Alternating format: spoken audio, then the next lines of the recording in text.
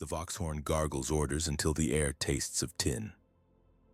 We stand with bowls and cards beneath the wire garlands. A trooper's glove lifts, metal-knuckled. Pointing his visor shows my face split in two. I hold my ration chit like a saint badge between two fingers, willing it not to shake. The woman before me keeps her eyes on the mud, lips red with cold. The muzzle settles on her shoulder as if for balance. The horn blares again, same order, same words made stranger. We shuffle inches at a time until our ankles know every fold in the mud. By the third bell, the line bends like a stalled train. By the fourth, I've learned the crease pattern of the glove that keeps pointing. I keep my name in my pocket, thumb pressed to the stamped tin of the chit. The letters have worn into me. When the trooper leans in, I do not look for his eyes, in only my reflection in the blank slab where his face should be. I say my sequence, my hab, the block number like a litany. He clicks something in his vombrace and a green pit coughs light across my card. He jabs my chest with the edge of it, leaves a wet print of old oil on my jacket, then flings the bowl back. It splashes my hands. The paste is gray and slightly sweet. I do not lick it. Behind the barricade, stacked sandbags sweat. Someone whispers prayer into a sleeve. Far off, drums or something pretending to be drums. The sky is the color of old bone and threadbare, and every time I step forward, my heel clinks against a spent cell half submerged in the muck. They never stop firing, even when no one hears it. I pass the wire and do not meet the woman's eyes. Her bowl is empty. A hand goes to her mouth and she wobbles. In and the muzzle makes its small adjustment and she corrects herself. Outside the square, I slip into the corridor between hablocks with the bowl cupped to my chest so it won't slop. I breathe the steam like incense. The paste coats the rim where I have never learned to drink neatly. The tapes on every door shiver as I pass. White cloth with stamped emblems, edges browned by the cold breath that leaks from the gaps. I count the seals on my floor as I go. 7 intact, 1 torn by a hand that shook. Someone has glued it back with spit. Kesh waits inside with our mother's blanket over his shoulders. He leans on the wall heater, though it does not heat, only ticks and hums like an old man clearing his throat. "Did they weigh you?" he asks. His lips are cracked. "Just the card," I say. Lights went green. He nods, and we sit on the floor because the chair is for Mother. She watches the door. The bowl goes from my hand to hers to Kesh's back to mine in quiet loop, and afterward no one speaks because the paste is heavy in us, and there is a squeal of boots in the stairwell. Our door is marked clean, which means nothing, and we keep our hands visible in case the handle turns anyway. There are 4 kinds of hours now: Q hours, work hours if called, confession hours, curfew hours. They were announced on the horn the first morning and no one wrote them down because the horn does not need paper to be true. Work hours come after we rinse the bowl. There is rubble to shift where the tram line fell, and we have tools with numbers scratched into the hafts. Mine is 52 and short. If you use a tool not yours, they can see it. They always can. Men in dark coats stand by the fallen line, shotguns sniffing like hounds, and one of them has a prayer strip nailed to his pauldron, words gone blurry with oil. We lift shattered glass like it did this to us on purpose. Every time I straighten, my back unrolls a little more tired. A boy is caught slipping a square of copper into his sleeve. He is not clever, which is worse than stealing. The dark coats make a circle. We turn our eyes away, but the circle comes to contain all of us until the only way to look away is to close your eyes. The sound is soggy. When the circle opens again, there is a red stamp on the cobble that says nothing. And the boy's mother is gone too. We keep lifting glass. By dusk, we are counted again. A trooper lifts my chin with a finger that could be the tip of a wrench, and he smells of something hot that lives under metal. The horn says, Observe curfew.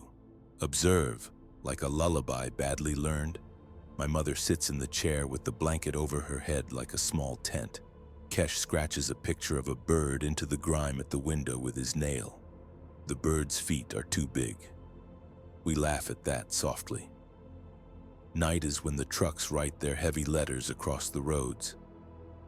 The engines have old men's coughs and bad tempers.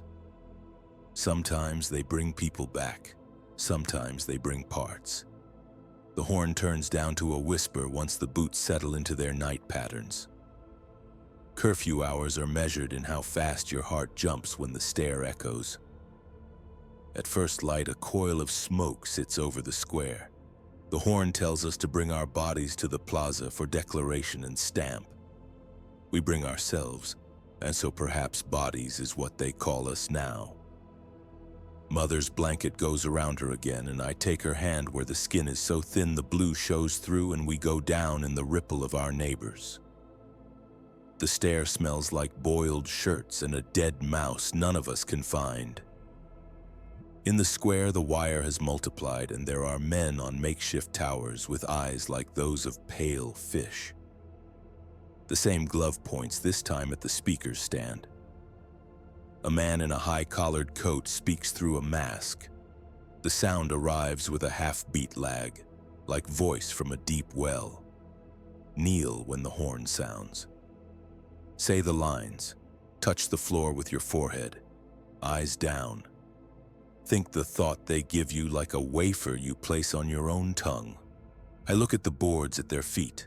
A nail juts and a strip of paper is caught there, fluttering between instants, when words in tiny print I cannot read. The horn blurts a sample of the oath, and we mouth it back to show we're catching on. I force my eyes small and loosen my jaw. Kesh squeezes my shoulder with surprising force. He is watching over the top of the blanket's rim, so Mother scolds him without sound, only with skin and air. From the tower, a row of pale fish eyes stares. The towers make the men taller than the buildings. Scale goes wrong in my head, and I feel smaller than my teeth. We kneel. The cobbles are the color of old bread and taste of it where my lips touch. They call the blocks one by one. Block 7, knees. Block 7, your oath. People go forward 3 at a time, palms out like petitioners for a blessing. They come back with stamps on their wrists like kisses made of iron. When it is our turn, we move in together.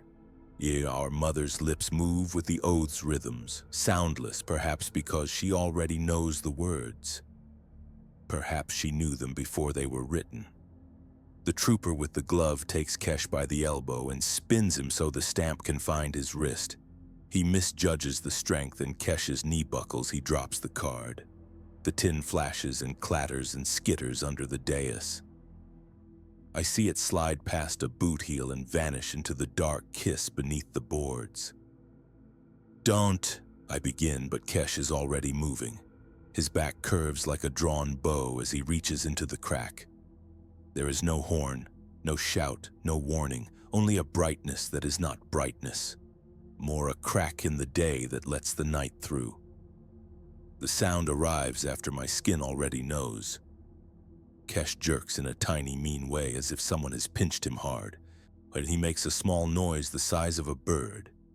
Then there is a hole in his shoulder that is also in my shoulder because I can't keep mine from twisting to meet it. Time shakes itself like a dog leaving river water. The glove trooper steps back. Someone says, "Hold," with the patient annoyance of a man who has dropped something delicate. My mother makes a sound that was saved for my father, a keening I thought was used up. 2 more flashes bracket us, and the wet stamp appears on the cobbles, 2 more marks in it, different from the one by the tram line, only in their wrongness underneath the sun. Hands take me, the same hands that hold scabbards and turn spigots. They are not cruel exactly, only entirely themselves. We are pulled sideways into a waiting square of air that smells of vinegar and paper. A slate is pressed flat on Mother's back, and a stylus scratches like a rat trapped under a cup. The man with the high collar raises 2 fingers and points them down at the stamp. "Remove," he says without a voice of his own. Boots arrive with a stretcher that looks too clean for anything we could lie upon. I say my brother's name the way it was written on the underside of his bunk, 6 neat letters, while they take the weight of him as if weighing more would be impudent. I do not say do not or please or wait, because all of those syllables have been sold out of me. The trooper with the glove keeps his glove pointing at the air. He might be thinking of lunch. They let me follow because I am holding my mother's elbow, and perhaps they mistake us for a 3-legged thing that cannot be unfastened. In the stretcher, men move the way men do when ordered often. Their straps cross in the back where they've rubbed raw, furrows in the leather like dried riverbeds. The body wagon sits with its mouth open and steam gushing like a giant animal sleeping. I see the other shapes inside, each draped with a cloth forgiving enough to make the outlines gentle. They take my brother in and give me a coupon for the ashes, printed with a stamp that has too many wings. We are told to return for our oaths. The horn repeats it until the words turn to grit. Mother's knees bloody themselves when she kneels, but she says the lines and I say mine in a borrowed tone that I think sounds like my old foreman when the boiler was hot and the shift was short and the wrath of it had to be kept from spilling. They stamp my wrist, and the wetness seeps into the sleeve where my blood is also seeping, though I do not find a cut. After work hours return because nothing has ended. The plaza flushes us out in lines to tasks that need doing. We push charred furniture into neat piles while smoke breathes from the mouths of the houses like yawns. The towers keep the men above us. In the side of the municipal baths, a new shape has met the old and disagreed and left a mouth-shaped hole rimmed with brick teeth. I fetch and carry, fetch and carry. I try to avoid the men in dark coats because their helmets look like boiled beetles, and I cannot stop seeing Kesh's shoulder opening like a second mouth. At the body wagon there is a pause, a blessed unscheduled minute while they adjust something under its ribs. I stand near the exhaust because it is warm, and a technician in stained whites offers me a cigarette without looking at me, and I shake my head because my lungs already carry a smoke I didn't ask for. When the engine coughs awake again, ash lifts from the grate and settles across my sleeves in delicate gray feathers. I brush them off, and my skin beneath is scored with grit lines like I have been printed. In the afternoon, confession hours. They call it declaration as if the tongue is a stamp too. We stand in a new line that tastes like the morning line but coarser. A priest in armor the texture of crab shell waits behind a desk made of old doors. He writes our names with a nail in a book of copper plates. I tell the truth or enough of it. I say I don't know who threw the stone that started the smashing on second shift last week. And it may have been Yana, it may have been me by accident, it may have been nobody at all, and the window finally gave way like knees. He taps my answers into a recorder with a knuckle. His knuckles are tattooed with little sunbursts that match the ones shaved into the sides of his head. "You are block 7, he says. "Your line is 92. He slides a slate toward me. "Sign." "I don't write," I tell him. He pushes the stylus into my fist and closes my fingers until it creaks. "Make your mark where the X lives," he says gently. I scratch a letter that is almost my name. He nods as if I've done something clever. On the way back, someone runs. A black coat lifts his shotgun and fires without rising from his chair. The runner folds forward around the pellets as if holding a baby. The chair tips from the recoil and the coat man laughs.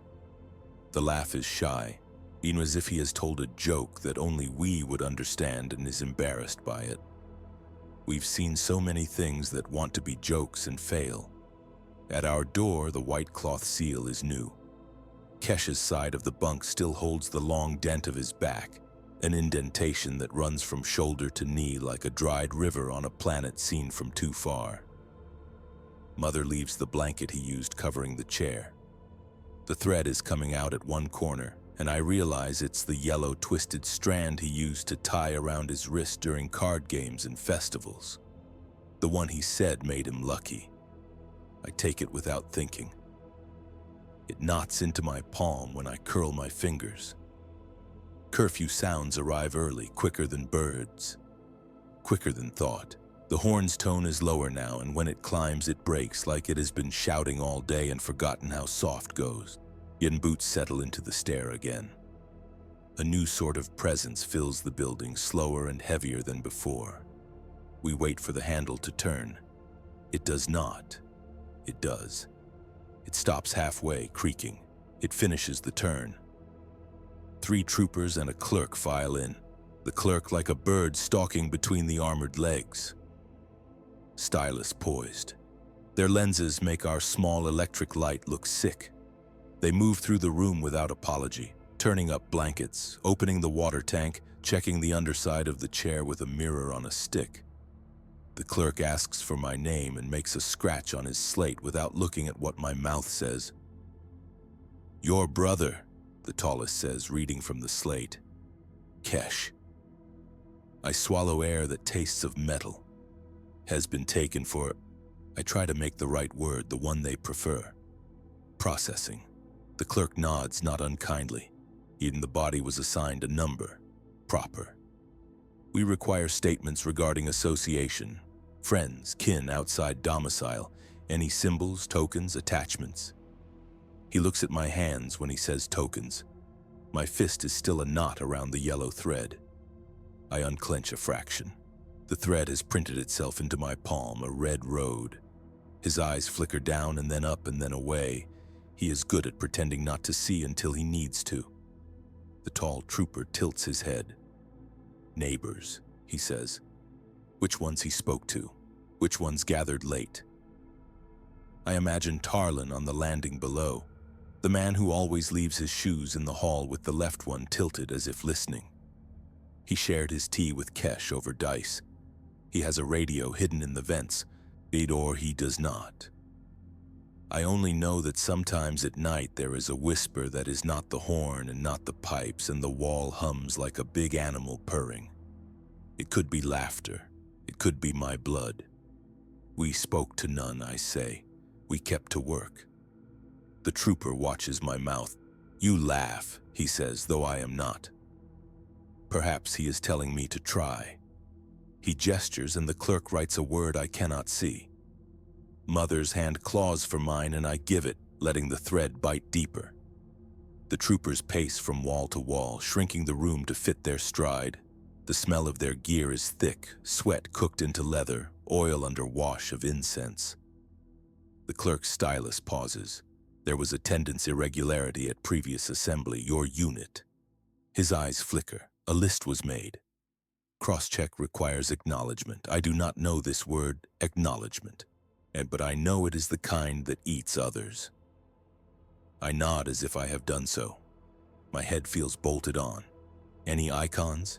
he says. "Any private observances?" His gaze slides past the little wood carving by the bed. The one Mother told me should be faced east, though the sun never chooses our window. He pretends not to see it. Kindness or trap? "No," I say. The word is a dry seed. I hold it on my tongue and will rain into my mouth, but nothing comes. They ask about Tarlin by name, and I pretend the name is a strange spice I have never tasted. The clerk clicks his tongue. The trooper's glove taps a beat on his thigh piece, a bored war drum. Finally, the tall one leans. He takes my wrist in precise fingers, turns it, checks the wet stamp that is dried now and cracked where my skin folds, and he rubs at it with his thumb as if testing whether it wishes to be part of me. "Compliant," he says to the clerk. "Mark door." The clerk nods and pastes a new strip over the old, the emblem biting into fresh white. His thumb leaves a gray print beside it like a second, unofficial seal.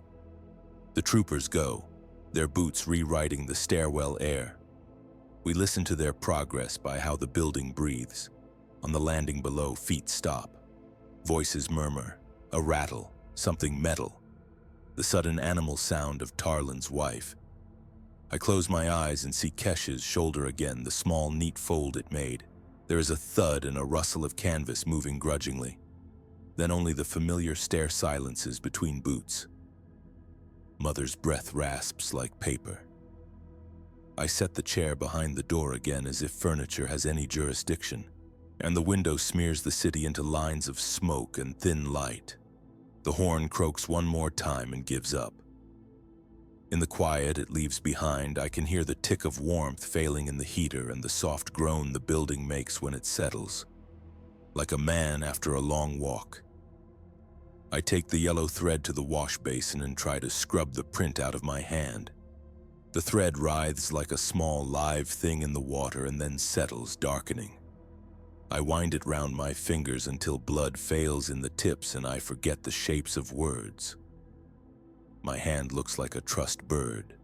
When I open it, the red ladder remains on my skin as if the thread has taught my palm a lesson it now refuses to unlearn. The bowl sits on the table, gray paste ring hardening to a lip. I scrape it with a fingernail and let the flakes fall back like snow, and Mother turns the blanket so that its best side faces out. She coughs once, not like someone sick, but like a woman keeping something from escaping. I kneel to retie her bootlaces and my knee finds the exact place on the floor where it always does. The groove takes my kneecap. I belong to it. Outside, the trucks write their rough script again. The plaza will need us at first light. There will be rubble where today there wasn't. We will be asked to say words that the air does not want to carry anymore. The horn will find a way. The glove will point, renewing its vow to point forever. I turn off the lamp because light makes us larger targets when footsteps pass the window. In the dark, the stamp on my wrist warms itself like a coal. I do not look at it. I lie on my bunk and the dent beside me waits. I do not put my hand in it. Not yet. The stair hums. Boots stop. Something slips into the apricot of evening air outside our door, a folded paper pushed under with a blade. It whispers across the floorboards. I rise and touch the corner. The paper is thin and soft as worn cloth and smells faintly of smoke and fish. There are words on it written in a hand I almost know. I put it on the table without unfolding it. I do not touch my face. My palm still holds the yellow road. The new seal on the door flutters in a draft we cannot find. The little wood carving on the shelf leans as if listening to the hallway. The heater ticks once, twice, then is still. Somewhere below, a metal latch finds its final notch with a click that could be a prayer. The bowl rocks with the vibration and the paste ring cracks, letting go of the rim in one neat crescent, which falls and makes no sound at all.